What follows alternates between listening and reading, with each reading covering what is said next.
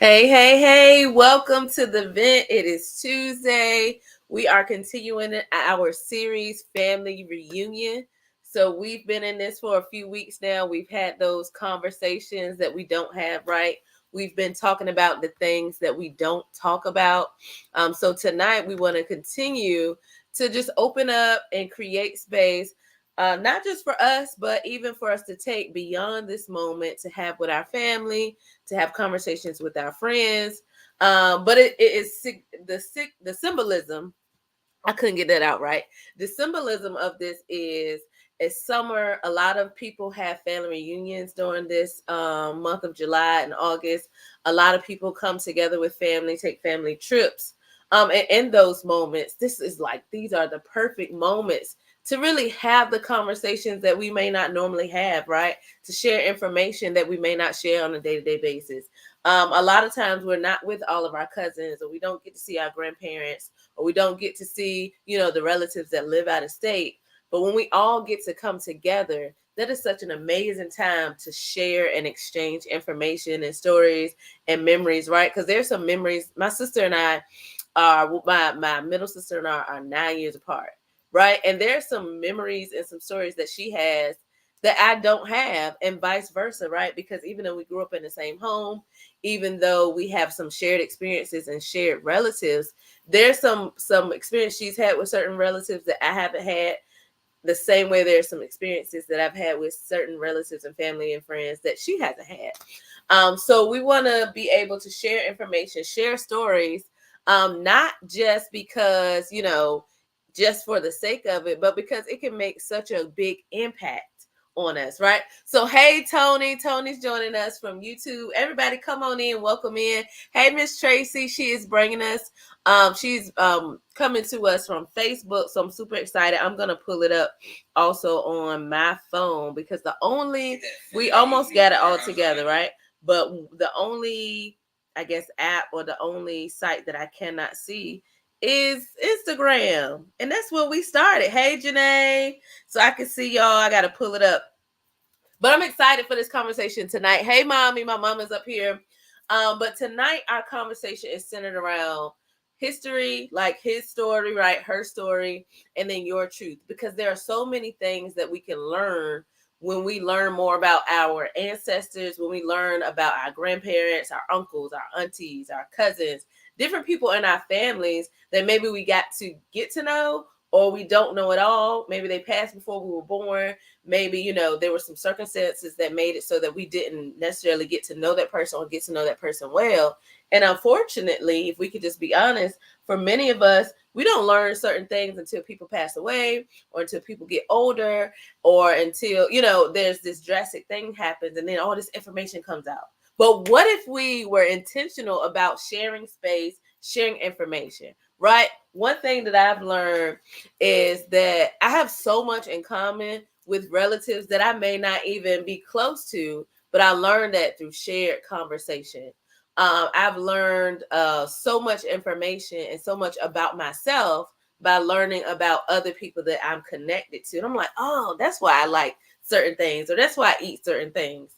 I was having, this is kind of like a little bit more lighthearted, but I was having a conversation with somebody earlier this week, and we were talking about like pig feet and stuff like that. And I was like, well, in my family, like my granddaddy eats it. I don't think anybody else really eats it, but that's a shared memory with me and my grandfather, because I'm the only other one that like will eat pig feet and potato salad, right? But it's a shared moment of, man, why do I like certain things, or where I'm attracted to certain things? Often you have a relative or someone else who also has that certain skill or certain gift. Like, have you seen families, right? And the whole family can just sing, or they can play certain instruments, or they're very good with sports, like everybody, right? They can hoop, they can do all these things. And you're like, man, it runs in their family, right? All of us have something, or many of us have something that kind of is a common thread through our family. And if we don't know it, it's probably because no one's ever shared it with us, or we've never inquired about it, or we just haven't taken the time to just have the conversation about it. So that's tonight. I'm super excited because often when we look at family, and Mavis, I don't know if she's on yet or she's on tonight, but Mavis actually made a post earlier, and I was like, oh my gosh. She was saying how she found out so much about herself. Like, she gets her love of like counseling from a certain family member, and she gets her love for, like what she learned, what she gets her love for certain things from, who she gets it from. And one of my things is we often talk about like generational traumas and we talk about generational curses, but what about those things that are positive and those skills and those gifts that have been passed down to us that we get through our family that are so great? We should pass those things down too. And I think we should take the time to really highlight that. So if you're coming in, again, welcome in to everybody, whether you're on Facebook, whether you're on Instagram, whether you're on YouTube. Come on in the room. I want to hear from you. I want to talk to you. I'm super excited about our conversation tonight because we have a family reunion. And what's a family reunion without talking about family? And even if it's not blood family, without talking about your play cousins and your sisters and brothers and your god sisters and godparents and god brothers and all these people who have been adopted into the family, and all these people that we really honestly take things after, we model ourselves after, and we've learned so many great lessons from through conversation, through shared experiences, through memories, and even just through learning about someone through someone else. So if you have never been on the event, welcome in. This is a safe space to talk. Nothing is off limits. While we may even have a topic for the night, sometimes because this is what the community needs, we'll kind of hone in on one thing, and then we may pick up next week on what we actually were going to talk about. But that's the whole point, right? For us to get what we need, for you to come in. Even if you comment, we want to hear from you. If you don't, take what you need, sit with it, think on it, share it with those around you, because the whole point is community. So whether the community is here on the screen with us, or your community is the people in your living room or in your car or in the space that you're in now, or whether that community you're going to take it back to people at work, take what you need. Just know that we are here for you. We're here with you. We want to hear from you. Your voice is important. And we know that you can add to the conversation as much or as little as you would like. So as we trace our history, as we look at the things that we like, I always try to start off with a like an icebreaker, right? Or like a question to the audience, because again, I want to hear from you. Everybody coming in, welcome. I can't always see, so if you want to comment, hey, or if you want to comment where you're joining us from, like you could just say your state, or you can say your city and state. Sometimes I can only see you if you comment. So if you comment, that would be amazing. But the first question I have, again, this is community conversation. Do you have a skill or interest that runs in your family? Like for some of us, we're like, oh, well, my grandma did that. My granddad did this. My uncle can do this. My dad do this. Excuse me. I met with the family, and they have yesterday, and they have like an automotive business. So it went from the grandparents to now the person's parents. So now the person owns it. So they have this generational, like, I guess, this business making entrepreneurial thing that kind of runs in their family, where it now gets passed down, and they're able to branch even into other businesses and help other people as well. So that's one. Some people are really musically inclined. I did not get that. I'm gonna be honest with y'all. I was joking with my mom the other day, like if somebody had sent me a picture and it looked like I was praying, but it looked like I was singing praise and worship. And I was like, if I was singing praise and worship, everybody would have left the church. Right? But one of the gifts that I know that I did get is prayer, right? That passed down through my family. Another one of the gifts is teaching. Like my mom is a teacher. Other people in my family have a gift of teaching, even if it's not their vocation. They can show you how to do something. They can break it down for you, and walk you through how to do certain things, right? Caring for people. My grandma was a nurse. My granddad did medical things in the military. So I have different people in my family, and one of the things I love caring for people, making sure people are good, making sure people got what they need, and I know that comes down through my family. And I want to hear from you, of course. So share if you're on Instagram, if you're on Facebook, YouTube, share. Is there anything that you know, like, my grandma did this, or my granddad did this, or I know I have an uncle or a close family member that we're really good athletically. Like everybody in my family played basketball, or everybody in my family did this, or a lot of people in my family can draw really well, can sing really well. I would love to hear, like, what kind of, is there a running theme or a certain skill or interest? Like, a lot of people in my family really are fascinated by history, right? Or a lot of people in my family love science. Like, we're not scientists or anything like that, but we're just intrigued by it. As we kind of like sharing our story and things like that, I think it's really important sharing stories, right? So as you think on that, skills or interests that run in your family, one of the things that I know as far as like the vent, becoming the vent and becoming what it is her story, right? So my great great grandmother, her name was Elizabeth, and my middle name is Elizabeth, and my grandmother's name is Elizabeth. So that name got passed down. And one of the things that my great great grandmother Elizabeth did was she was an evangelist. But she had a church that she went to, but she also was like in the street, like preaching, spreading the word, doing things like that outside of the four walls. That was like something that she did, right? And I used to look at this picture of her, and I always thought she was a nun. Right? Because they went to like a holiness church, right? So I always thought she was a nun because she had on like this headpiece, right? And she wore long dresses and things like that. And I'm like, was my grandma a nun? Like, I don't know that that's what I want to do. I don't know that I could commit to that, right? But what I do know, in all seriousness, right, and like really like looking at heritage and ancestry and legacy, my great great grandmother was like, she was very apostolic. Like, she went out into the street, she talked to people, she met people where they were. And that's really the vision for the vet, is to go out to meet people where they are, right? We're talking 3 generations back, right? But this woman was doing this, and now that connected a lot of dots for me. Like, why do I want to go out? Why do I want to, like my mom, she loves it. She always like, I can go out and go talk to people. Like, that's just something that runs in the family. Like, even like, it's funny, but it's not. Like, my grandma, I have conversations with people, I have people like crying in the grocery store, and it's like, lady, what are you doing? Right? But that is part of the family legacy. It's just something that got passed down. I don't really want to make nobody cry in the grocery store, but if that is what the call is, that's what it is. But just looking at different women and different people in my family and what they've been able to do, and now looking at the event and what it has become, because someone laid a foundation for me before I got there. And now the things that I'm interested in, I'm like, oh, that's why I like doing this, because there was somebody that came before me that did it, or did it in a certain way. So for some of us, it may not be the exact same thing. Like, totally different side of my family, right? Like, my dad's side of the family, my uncle and some other people used to bodybuild. Now, y'all, if you see me in real life, I am not a bodybuilder. Like, I'm not a shrimp or anything, but I'm also not a bodybuilder. Like, that's just not it, right? But my uncle, my cousin, one of my cousins, she's in Texas now. She's winning like like she like shredded, right? And she's winning bodybuilding competitions.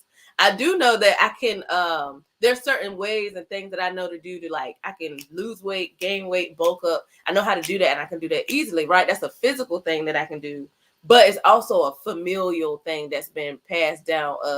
I know how to bulk up. I know, like, I know how to do things and how to operate my body in a way to get it to do what I want it to do easily, right? So that's a familial thing. And even looking back on videos and old pictures of seeing like my my uncle all bulked up, it's like, yo, that's crazy. But then I look at my cousins and they have a similar build, and it's like, obviously, like, this is genetics, this is biological. But in that same way, many of us have things that have passed down in our family, and we know things about family members. But not only does it show us things about them, but we learn so much about ourselves, right? I'm like, man, I've been working out. I remember I was complaining one day. I was like, I've been working out and I keep bulking up. I don't want to bulk up. I want to tone, but I don't want to be busting out of shirts. Right? And it's like, you have to know your body so that you know what to do and what not to do for the results that you need to do.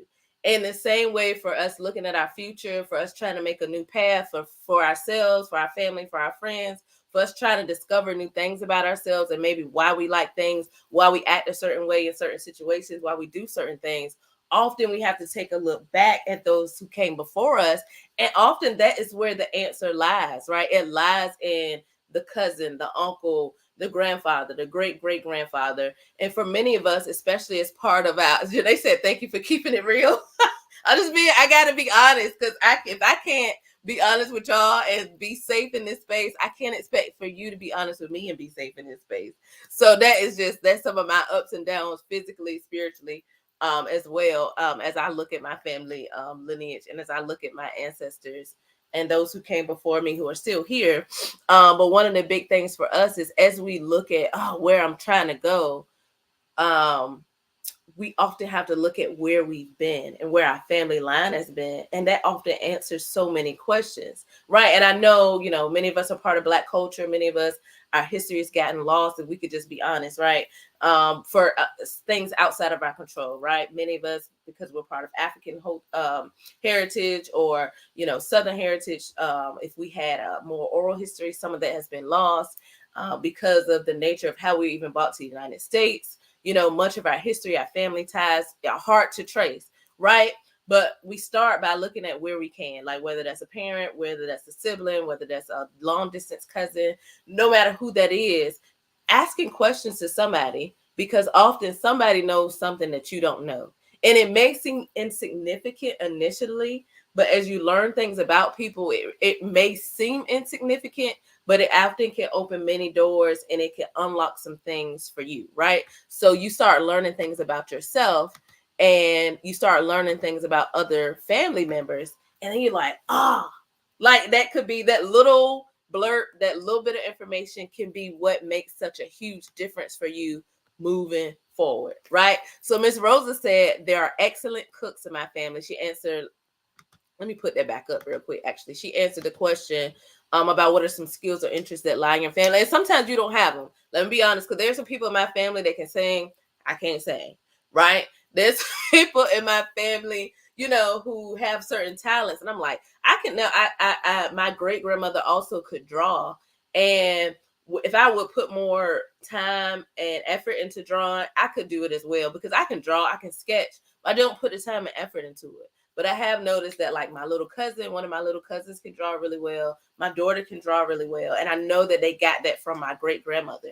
Now, what I don't know is the next level before my great grandmother, who was able to do that. But I do know, like, my little cousin Nala, my daughter Kristen, they both can draw. I mean, they can draw, and it looks so realistic. And it's so, like, it seems like so what's the word I'm looking for? Advanced for the age that they are, but it really looks well. It looks good. Ms. Rosa said, there are excellent cooks in my family and excellent auto mechanics. These skills were passed down to my siblings and cousins, both passed by me, but I always been interested in the mechanics. Thank you for being honest and sharing. And that's what I was saying before too, like singing. I have some great singers in my family. Like my cousin Jessica can sing. Her grandmother could sing. My grandma, like, they were related, but baby, my great grandma, when she used to be humming and singing, it's like, no ma'am, right? I love her, but no ma'am, you can't sing. I'm sorry. And she said she's always been interested in the mechanics, and I think again for many of us, even if we don't have the skill, we have the interest. Like, but what? Because with that being interested, like you may not be an auto mechanic, but it may be something that intrigues you, or something that you're interested in, or that you find very interesting. The same thing with music. For me, I can't sing, but I love music. I love a good beat. I love some good lyrics. I love some, I love a good song that you can just vibe out to, listen to, especially if don't let it have a good message, like a lyricist lay down a verse on it. That's it. It's over. Like you can't tell me nothing, right? I love music. I'm always looking for a message in music, although I don't have the skill to sing, right? So we are similar in that way. Miss Rosa. Hey, Shop Job Thrift, come on in, welcome in. Hey, Bobby said you have to chill. I just got you. This is a safe space, right? I always encourage our community to share and be safe, but I have to also model that and embody that. So this is a safe space for everyone. And again, thank y'all for coming in, whether you're joining, no matter how you're joining us, thank you for coming in. As you're still even thinking on that, if you think of something later, please share it. One of the big things as we look at this, right, as we look at what does it look like to move forward by looking back? One of the greatest things for me, right, especially being a person of African descent, is this idea of Sankofa, right? And it's this idea that you have to go back, and if you can see on the screen under the vent sign over in the top corner, there's the bird, right? And this is the idea of you have to reach back to our roots and retrieve what is valuable, meaning we learn from our past. We go back and fetch it. That was one way that it's put, like go back and fetch it, meaning go back and learn lessons from the past, go back and get information from those who came before you, go back and glean from them and get that wisdom and get as much knowledge and information as you can, because that can help you move forward. That's why history, and I'm not gonna get on my soapbox too much, right? But that's why I used to be a history teacher, right?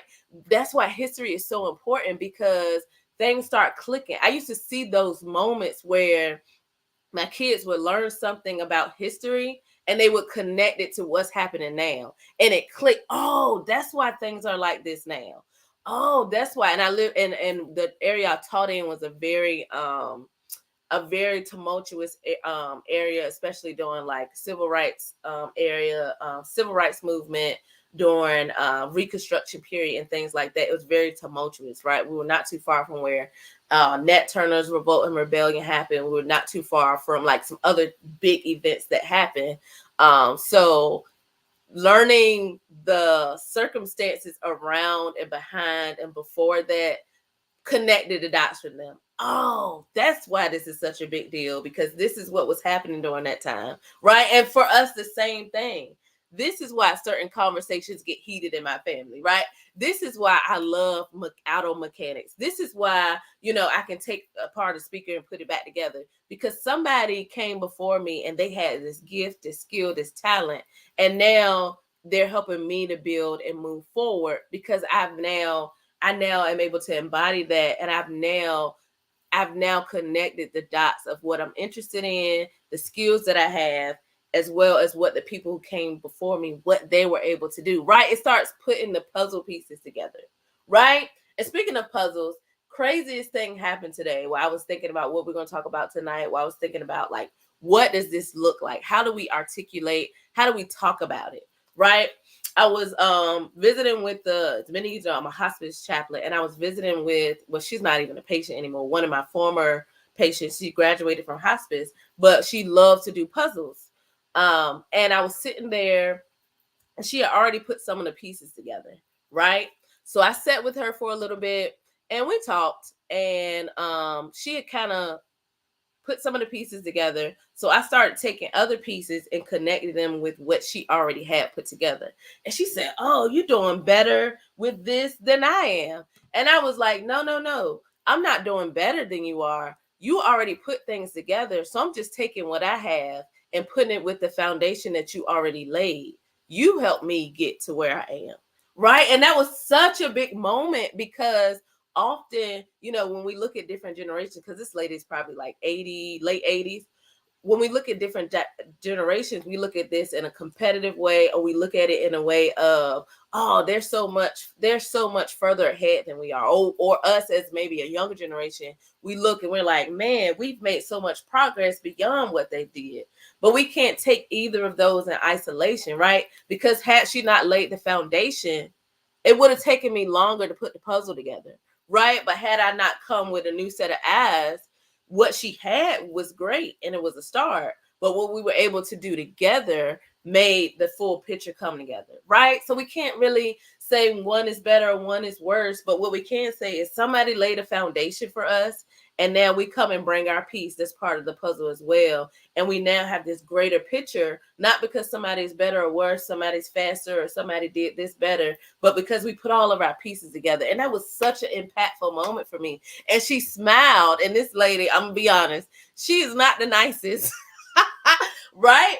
But in that moment, it was like, wow, right? Because I didn't invalidate what she did, and I didn't puff myself up. But what we did was show the power of us coming together. So putting her story together, right? Something that was already there, and then bringing in what I had in this present moment and making this big picture come together. I was like, oh, this is tonight. This is what we're doing, right?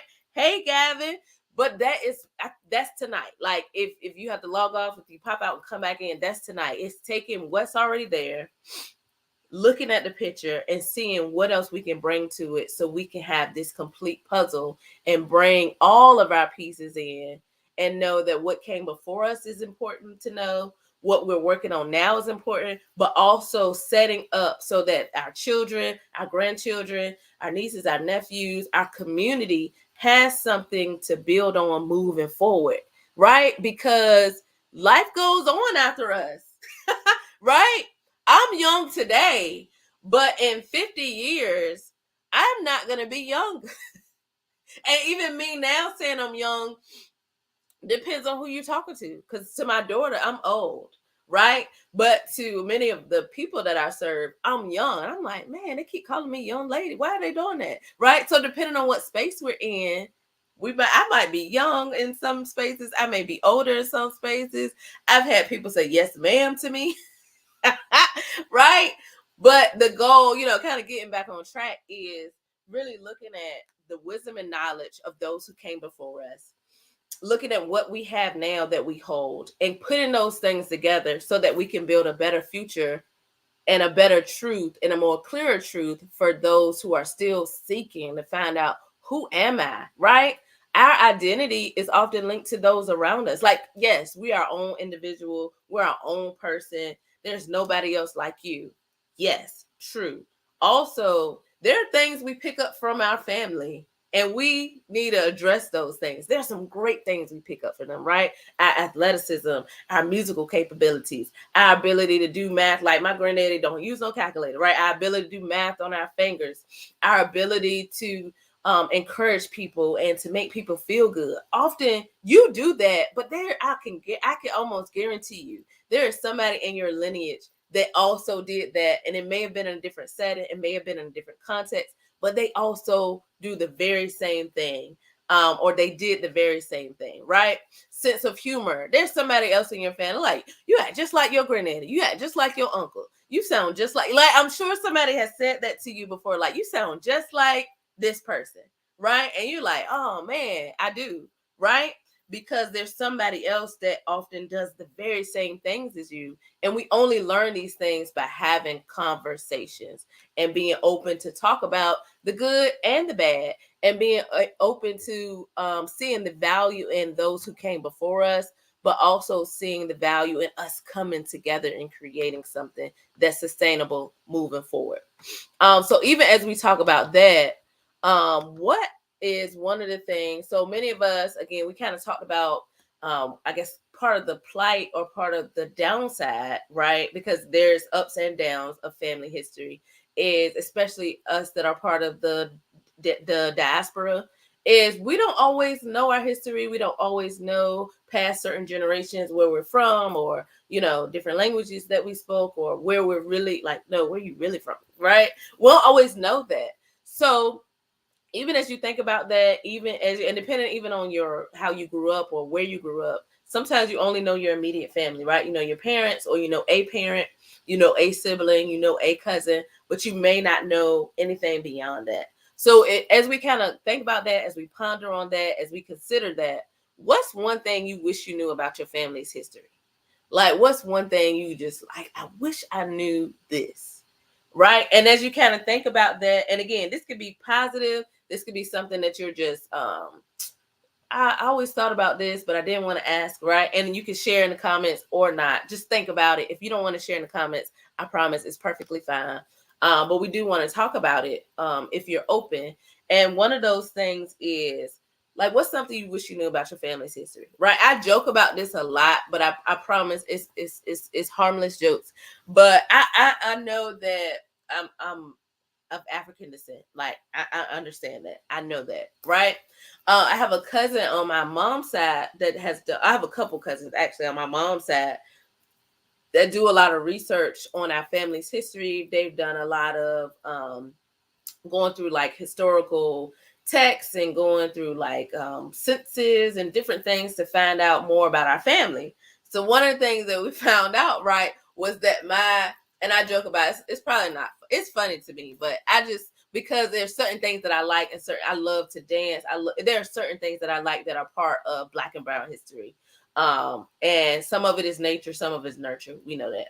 But one of the things my cousin found out that one, my great is four times great, right? My great grandfather was from Mexico.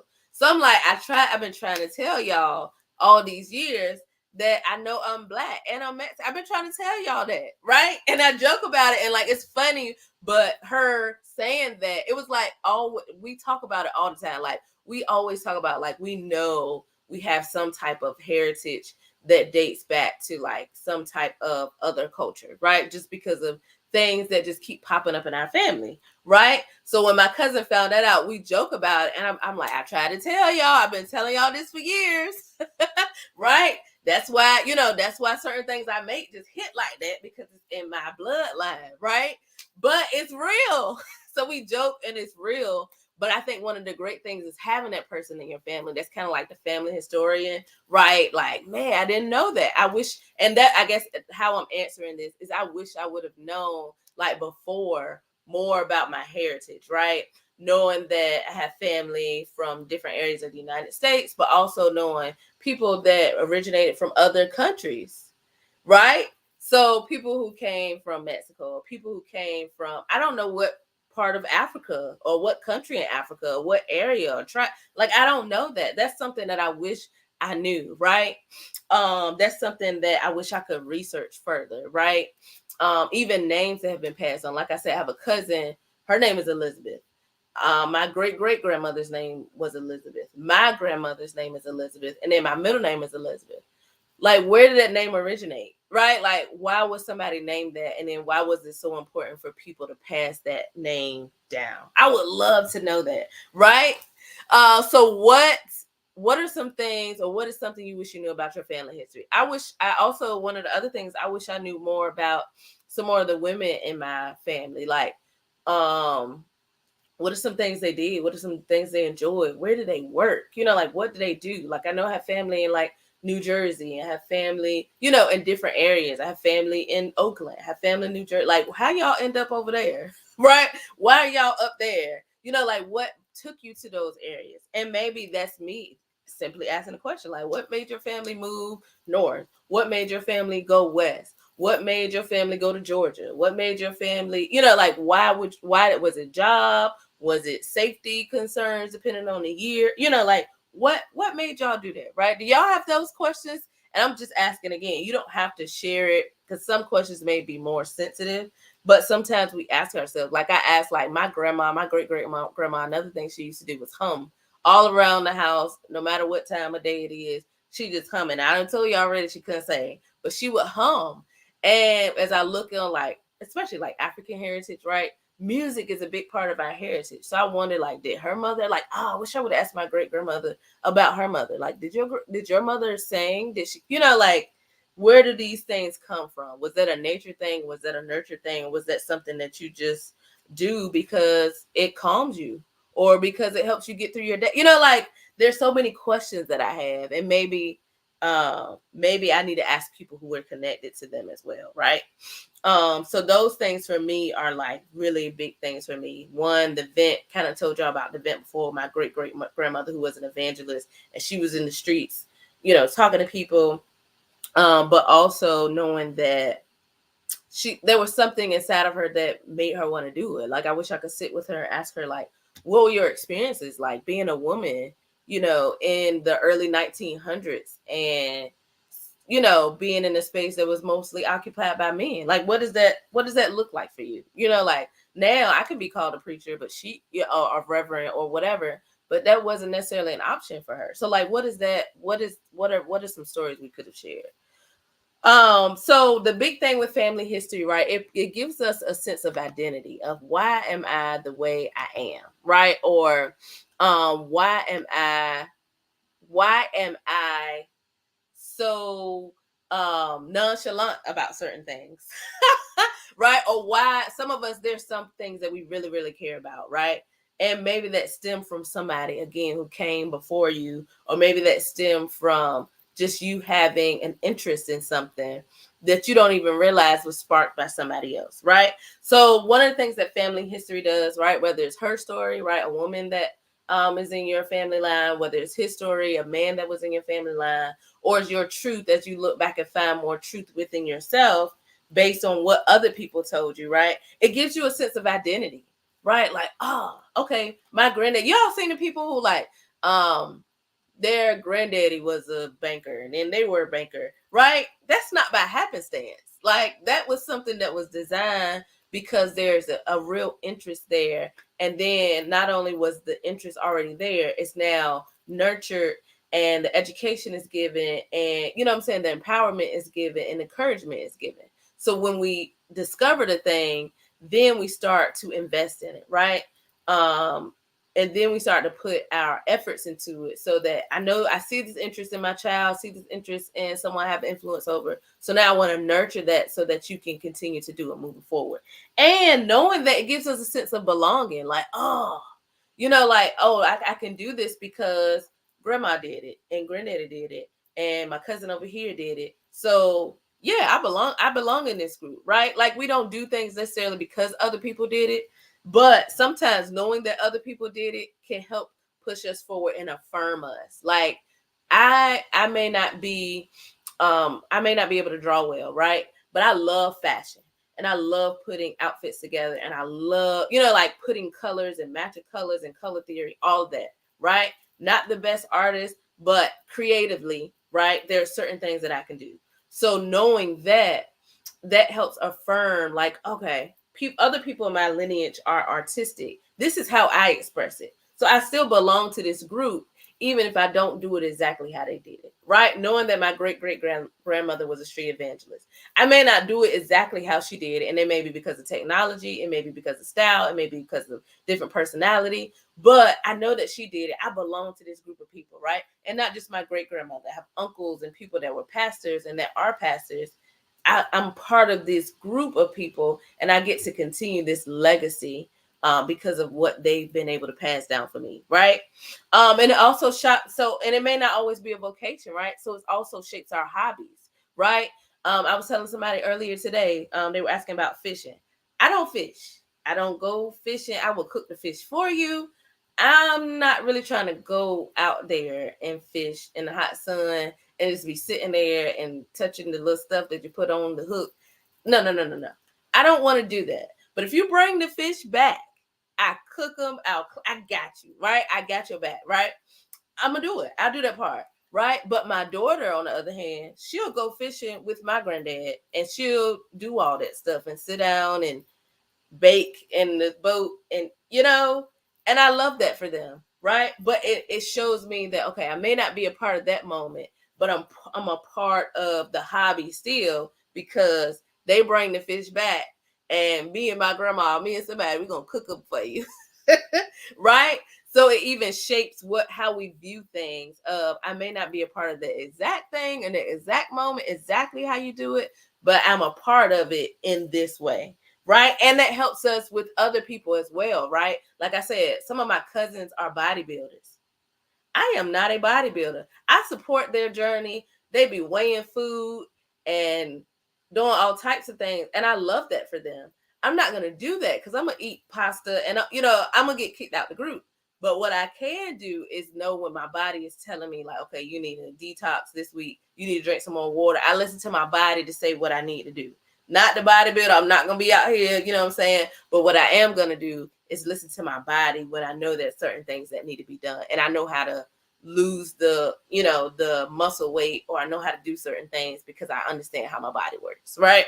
And we also can see behaviors and traits in others, negative or positive, right, that can help us grow as a person, right? So if I know, there's an anger thing that runs in my family, how can I deal with that? I can go to counseling. I can start having a conversation because sometimes we see people, right? And I may be going um, a little bit left, but I'm gonna come back. I promise, right? So sometimes we may see family members and we wonder, like, why are they so angry? Why are they so mad? Why are they so, whatever, fill in the blank. But often we don't know their story, right? So this person is angry, they're hurt, they appear this way. But have we ever asked them their story? Right? Have we ever wondered, like, what they've been through, like who could have hurt them or what kind of experiences they could have had to now have them here, right? Like that's not an excuse necessarily for them to continue the behavior, but what it does give us the opportunity is for us to have a conversation now of let's now start opening the door to have some safe spaces to have conversation, right? I noticed that you get upset when a certain person gets in the room. I noticed that around certain holidays you act a certain way. Maybe somebody passed away that they really cared about, or maybe they made a certain decision that they're not proud of, or maybe like I don't know, maybe something traumatic happened to them around this date, and that's why they don't want to come to Thanksgiving. Did anybody ever ask, or it's like, no, she always do that? Okay, but why? Right? Because sometimes we get shamed for asking the why, but sometimes the why is what makes the difference. I won't even say sometimes, all the time, right? Whether the issue is resolved or not, the why is what makes the difference. So why is she angry? Why is she sad? Why does she maybe not come around? Why does he treat certain children this way and certain children that way? Right. And what I think one of the biggest things that happens sometimes we find out at the funeral, we found out at the wake, we found out after the passing days, when we can have the conversation while people are still present with us. Right. So there are a lot of things, we found out about our family after, like, I'm gonna be honest here, right? We find out about other children and different family. We find this stuff out after. But what if we had the conversation for the sake of family and healing and being able to connect, really make connection with each other? What if we started opening the door for conversations before something traumatic or drastic happened in our families? Right? What if we started opening the door? Maybe not at Thanksgiving, but what if we started opening the door, like you just call, like, hey, I noticed you weren't here, can we talk, can we go for coffee? Maybe I'll just do a weekly check-in on you. I noticed, around this time of year you're kind of down. Maybe I start sending you flowers, right? Because when people start showing that, when people start knowing that you care, or people, and not in a nosy kind of way, but people start noticing that you're with them and you're really trying to walk alongside them, they'll share things you never thought they would, right? And I know I share a lot of stories about my patients. I would never use their names or anything like that. But when you start making safe spaces for people will start pouring out to you, and that's how you really build relationship with people, right? That's how you build rapport. That's how we start having these healing conversations. But we got to kind of get over that initial hump of not just calling people mean or angry or rude or soft, but trying to figure out, okay, but why are they like this? Why is that the reaction? Why are they the black sheep, or why are they treated differently? Right? It may be some family dynamics, but it may be also be a situation that happened that's just unresolved, and there was no one there, and now you're there, right? There's no one there to kind of pick up the pieces, or there's no one there who had the courage to say, okay, let's open the door for the healing conversation, right? Because you can be angry, you can be mad, but once the person is gone, and not to be super morbid, but once people are gone, they're gone. And there's no more space for that conversation to happen now, right? But even after people are gone, having conversations with the people that are still present can still be fruitful. But how much more progress could we make if we just open the door and just, even we just cracked it, like, hey, I just want you to know I'm here. I don't know the whole story. I know half the story. I know the story Pee Wee told us, and I know the story that Grandma Jean said, but I really want to know what's going on. And if you don't want to talk about, right, giving them space and giving them a choice. If you don't want to talk about it now, we don't got to talk about it now. But I want you to know that I want us to be able to have these moments together, and I really want you to be there. So what do we need to do for you to be there, right? Like just opening the space up to even let people know they're wanted, because some people don't even feel wanted because of stories that haven't been told, right? And we don't even have to have all the details, but we can open up the healing space and let people share as much as they want by just opening the door, by letting them know simply that we care and we value them as a person. Right? I hope that makes sense. Y'all tell me what y'all thinking. What y'all thinking about that? Or again, I know some of these subjects can be a little bit more touchy, so you don't have to share, but I would love to know your thoughts. And I would love to know kind of where you are, if you're open to that, if you're kind of, if you're kind of thinking about it, if you're open into that, if anything you're going to pull and take with you. Miss Tracy said, I've missed out on family after my parents separated, so it's up to me to connect.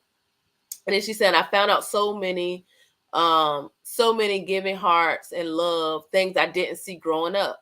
So learning the importance of family after my father passed was and is a beautiful experience. I love that because, again, sometimes we get separated, again, due to things that are outside of our control. Your parents separating are outside of your control. You have, as children, even as adults, if our parents separate, that has nothing to do with us directly, right? It's outside of our control. And sometimes, we get closer to our mother's side of the family or our father's side of the family, depending on family dynamics.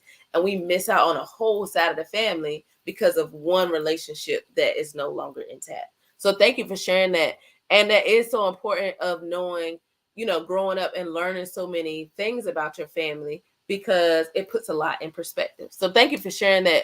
And she said, for her mother, it was generational curses that had to break. Praise God for that. And again, like I said, we talk about generational curses. We talk about generational things that are also positive, that get gifts, skills, talents that get passed down. So thank you for sharing that, because we also do need to be aware of what may be curses or things that we're not proud of, or things that we want to be the person that stops it from continuing through the cycle. Thank you. Hi, I am the one. Thank you. Is that Tony? Thanks for coming in. Yes, so the topic is the power of storytelling. So learning from those who came before us.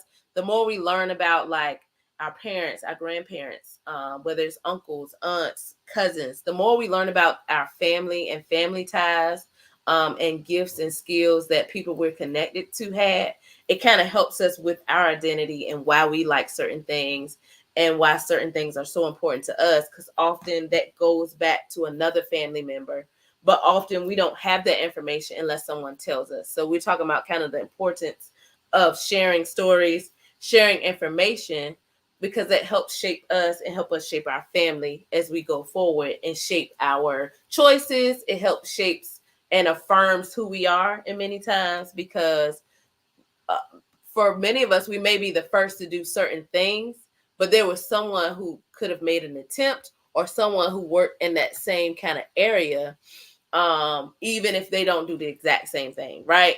Like even with my dad, I talk a lot about my mom, but also my dad.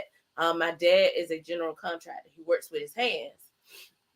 A lot of his family, they worked on like farms and things. Not the same thing, but it's still labor, hand, knowing how to predict things, having to have foresight, learning how to build things, learning different weather like you need to know all these things, even if it's not the exact same job, but it's still a certain type of labor that you do. You need to be aware of these things, so that as you move forward, you're like, I don't do the exact same thing as my family, but I'm kind of branching, right? We look at family trees, I'm kind of branching out, right, and something into something similar, even if it's not the same, right? So there's healing power, and kind of where we were there was the healing power of knowing your history, the healing power of connecting with other family members, the healing power of sharing stories, the healing power of even knowing the hard stories. So knowing that my cousin went through this and how that affected them, right? That often can give me a tool if I run into a similar situation. That can help my daughter. Like, hey, I know now you're able to move like this, and you're able to do certain things, right? But there was a time we had to fight to get to this spot. So I don't want you to be unaware, right? I don't want you to carry the burden of the ceilings that I had to break for you.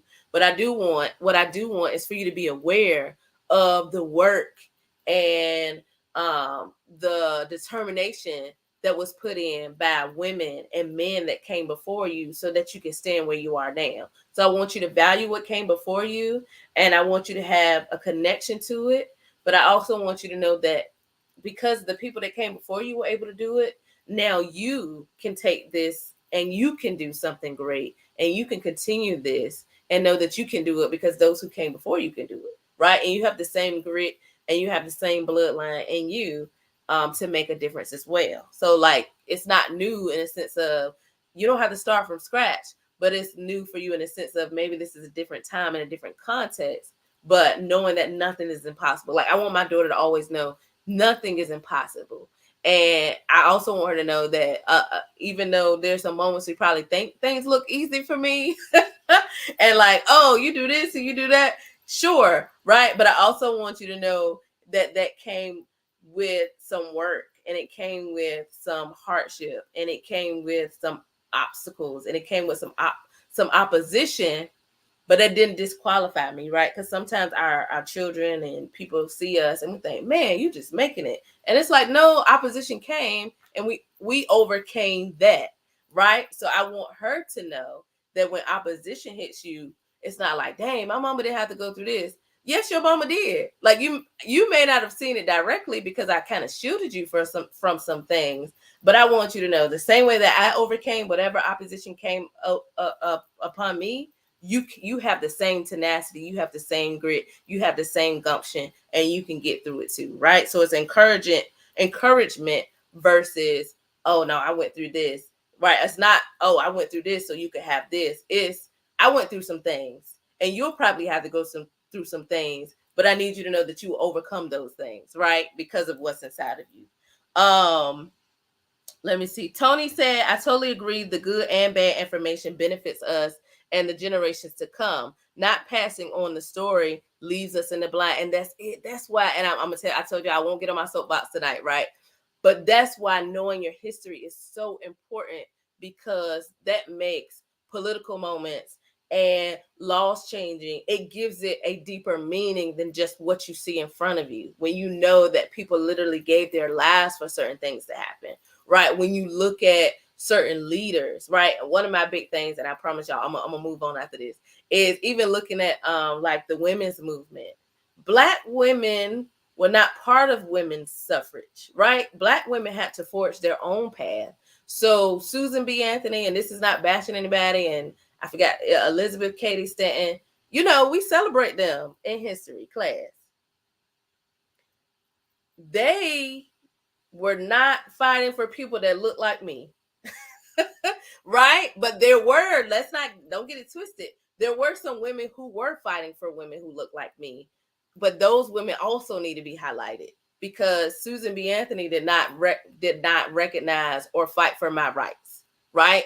Or for anybody that looks like me rights, right? And we need to kind of be clear on history, right? So as a history teacher, I told what was in the book, but I also told what was true as a whole picture versus what was on paper that often is redacted and changed and made to look better. And Tony kind of shares her story as well. She said her mom didn't tell her story about her life until after. And I know there's certain buzzwords, so I don't want us to get shut down, but I am grateful for you sharing. But she shares about something that happened to her when she was young, and she said her mom didn't tell her the story until after. Her mom didn't tell her story until after she told her. And she said, if she would have told me before, I may have had an opportunity to make a different decision. Like she would have said something, right? And often, especially as women, as minorities, as children, when we're violated, when certain things happen, we kind of keep our mouths closed because various reasons, right? We don't want to be shunned. We don't want to look bad. We don't want to, but the power is in the story, right? So if my mom tells me her story, or if somebody else tells me their story, I know that this is something I need to say. This is something I need to speak up on, because I can also be opening the door, right? Sometimes things are hindsight, right? So tell the story, now you know, and now you have the power, right? And you had the power even before that moment, but now Tony and other people who may have been been in that same situation, now have the power. You take your power back when you tell your story, when you inform other children, other young girls, other young boys, hey, this is what happened to me. If you find yourself in any certain type of situation, you need to, speak up when you're in a safe space. Speak up, tell somebody, share information, right? Because it can make the difference for someone else. So I may have gone through some certain things, but my voice and my storytelling and my history and my truth now opens doors and gives courage to someone else, so they may not have to face the same thing. And even if they face the same thing, they don't have to face it in the same way I did. So you reach this obstacle, but now you also have reached this obstacle and you have options, right? You've reached this obstacle and you have the tools to get over it or to break it down or to rally people around it and make some changes, right? So even if we even hit the same wall, you have more knowledge than I have. And that's the greatest thing we can ever give to those under our influence is tools and knowledge, and encourage them to speak up, to make the decision, and to make the change, even if we weren't always in the conversation to do it, right? In the position, I'm sorry, to do it. But we have the conversation to empower them. If you find yourself in a situation like this, right? And that's where our power is. I'm sharing my story so that you can have the power and the tools and the ability and the knowledge and the information as you move forward to make better decisions and to make better change and to do better than I did and be in a better position than I was, right? We always want the next generation and the next group to continue to do better. And where we are, like Tony said, the power is in us, right? So this may have happened to me, and not but this happened to me, and I still have my power, right? Because I can confront certain things, and I know that I've survived certain things and I've overcome certain things. And and I told somebody this the other day, the fact that we're still sitting here and we're still present and we're still able and have the cognition to communicate with one another, we've overcome those things already, right? So the power is in that, knowing that you overcome, knowing that you want to help other people, knowing that you recognize your power. That's where the impact happens, right? Mr. Allen said that farming encouraging others, encouraging helps to develop others. Absolutely. And a lot of things that we do physically, we also do in a more intangible way, right? So farming, right? If you're a farmer, you have to cultivate things, you have to work on things, you have to be patient. And your intangible assets, right? You're patient, right? And you're caring towards others, and you want to help people grow, right? So I may do this physically, and maybe my granddaddy was a farmer, but now what I do is cultivate relationships, and I help build people up and grow people, and put them in environments where they can thrive. I'm not a farmer, right? But I'm able to cultivate things and grow new things and help people move forward and get what they need, right? Same thing, different context. Miss Tracy said, so very true. Once I confronted my abuser, I felt free. Family causes pain, but God heals. It allowed me to fight for the person when fight for a person when she experienced it too. Same family lineage, but God allowed me to advocate. See, that's it. So I'm a farmer of people. That's it. You're a farmer of people. Like you might have been growing cabbage and kale, but I farm people. I help people grow. I cultivate and give people safe spaces. And I'm the sun. I'm part of the sun that helps shine on them and make sure they have a good day. Right? That's what you do. But yes, that is the so impactful, Miss Tracy, because again, when we share those stories, even the stories that cause us hurt, that cause us trauma, right, in the right time and in the right space, you don't know how many other people you free and that you empower and that you remind them of the power that they have by sharing your story, and then even taking it a step forward, advocating for them, right? I've been in spaces as well where I maybe felt overlooked, or I felt like people weren't necessarily on my side. So what now happens? I advocate for other people. If I feel like somebody isn't getting the right treatment, or I feel like people are being overlooked, especially, don't let it be one of my patients. Oh, absolutely not. Right? I'm using my voice because there was a time when I couldn't use my voice, right? And me now taking my power and showing my power is not trampling over people or not overstepping people, but it's now, hey, this person needs this, and maybe you can't use your voice, but I got you and I got your back, and I'm going to advocate for you because I want you to know how valuable you are and the fact that you're not alone, right? So even in moments where you may have felt like it, I want you to know I got you because I've reclaimed my power, I can now, it's not just about me, it's also about those around me who I can help advocate for, who I can help be a voice for until they find their own voice, or even if they never have their own voice, I'm here as an advocate for you, right? So thank you for sharing that, and often looking at things in the family lineage again, knowing even whether it's positive or negative, knowing the things that may be more traumatic helps us be an advocate for others so that we can share information with them.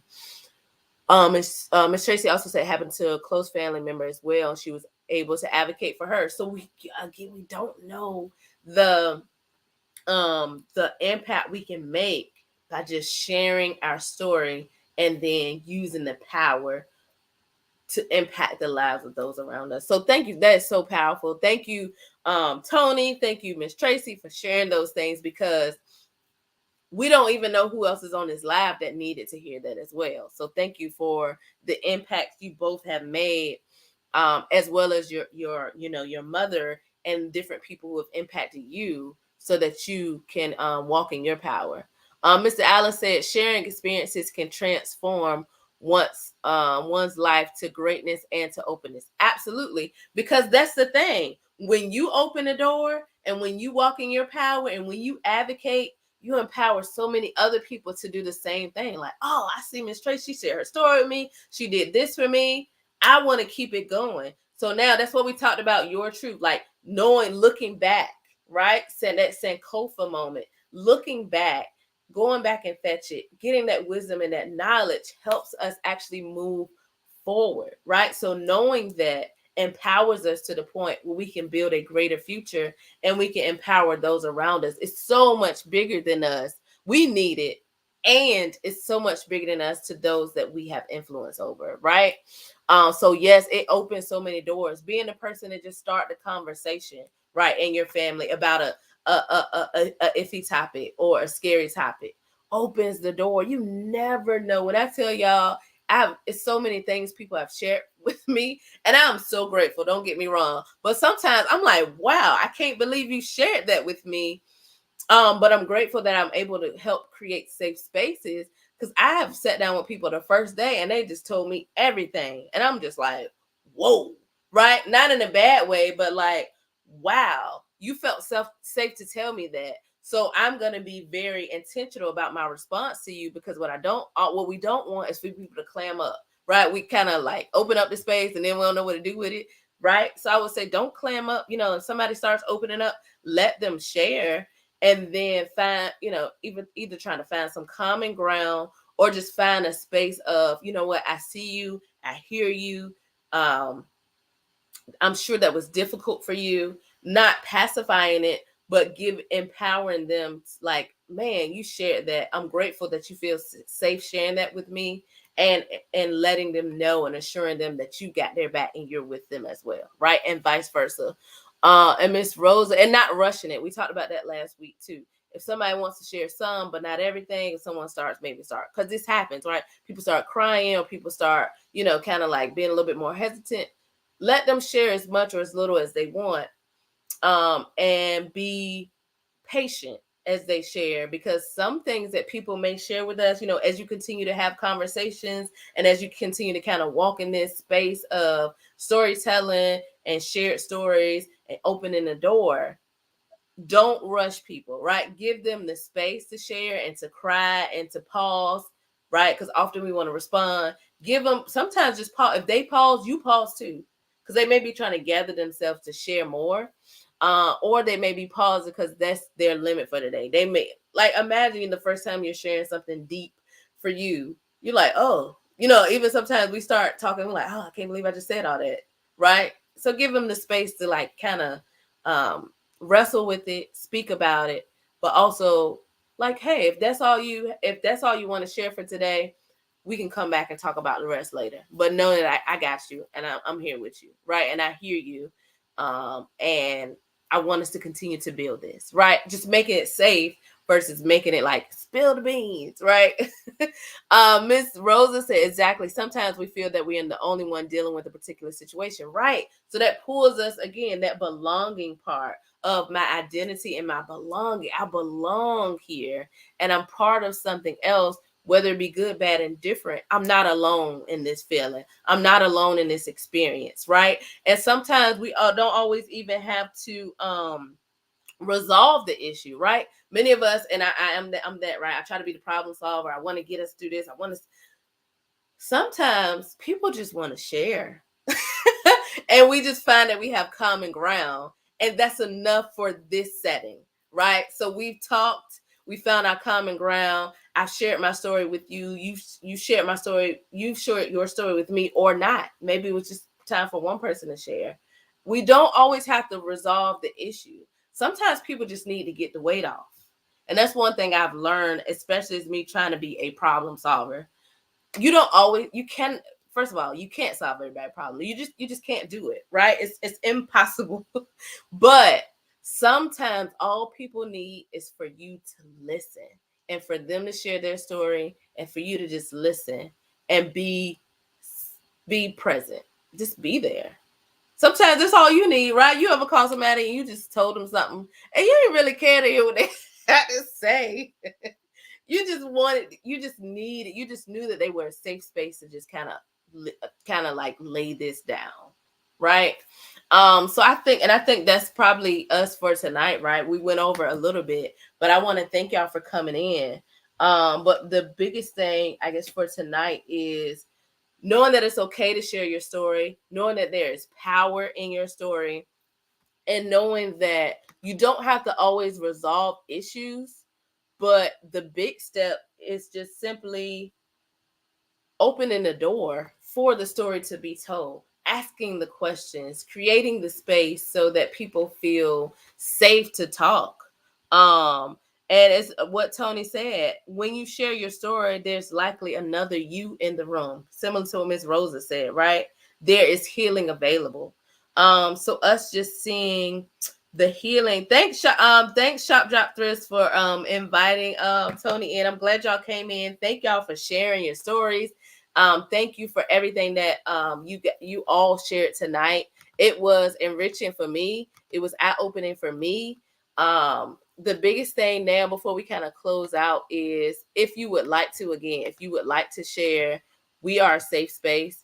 So you can share as little or as much as you want. So if you would like to share a key takeaway from tonight, I would love to hear like what you're kind of taking from this space and taking into your own space, whether it's just with you, whether it's you and your family, you and a friend, you and a family member, like a solo, like a soul family member, like a one-on-one, whether it's a friend, whether it's a close family friend. But what's like something that like, I'm going to take this with me, right? We talk about Sankofa, go back and fetch it.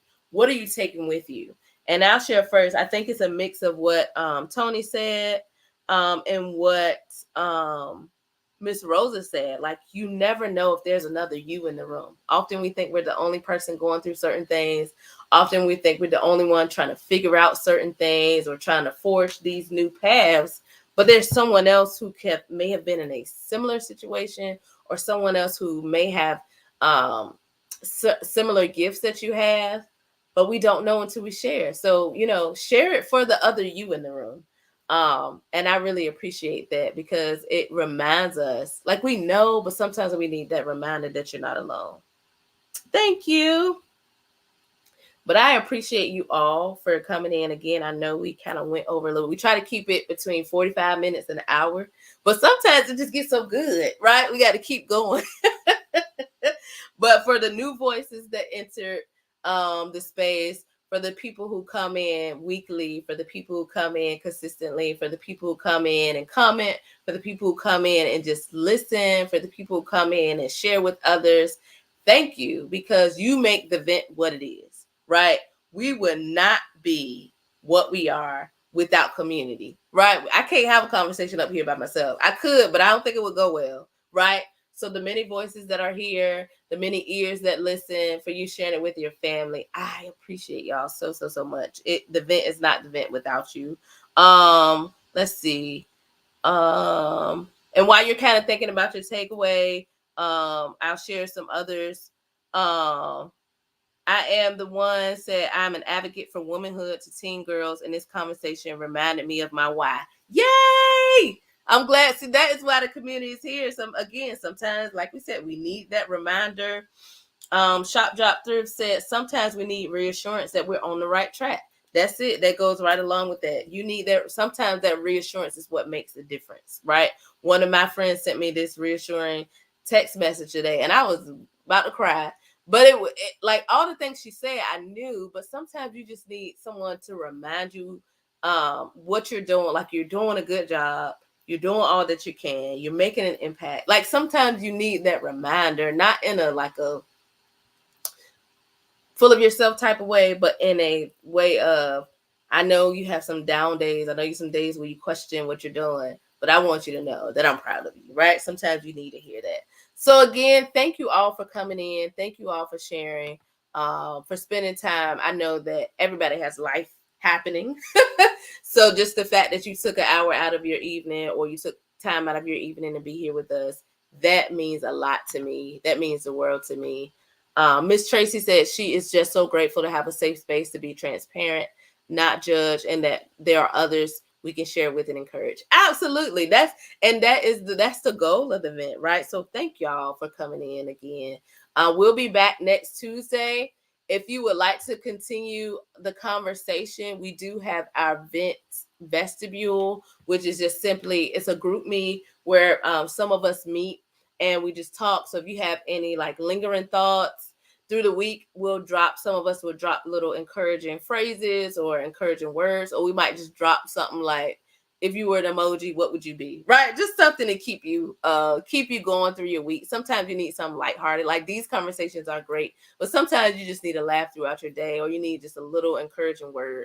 So our vent vestibule is kind of where we do that. We call it like the let out. We call it, like the meeting after the meeting, but it's very informal. You can hop in, hop out. You can turn your notifications on, check it when you feel like it. But that's a space, and I'll post that after we close all the way out. But thank you for coming in. I hope you'll join us again next week. We'll be back. Next week is our last part of our family reunion series. We'll start a new series in August. Wait, next week, I think y'all might be mixing up day. I think next Tuesday is the last Tuesday. But we'll be back next week. And we'll do our final part of the family reunion. Then August, we have a new series. So I'm excited for that. But I cannot wait to talk to you again. Thank you for your voice. Thank you for your transparency. Thank you for sharing. If you would like to join us in the event vestibule, I'll post how you can join us after that, right after we get off. But have a good night. Have an amazing night. Know that we are so happy to have you as part of our community. I'll see you before Tuesday, but I'll see you officially here Tuesday at 9 p.m. Eastern. I appreciate you guys, and I will see you next time.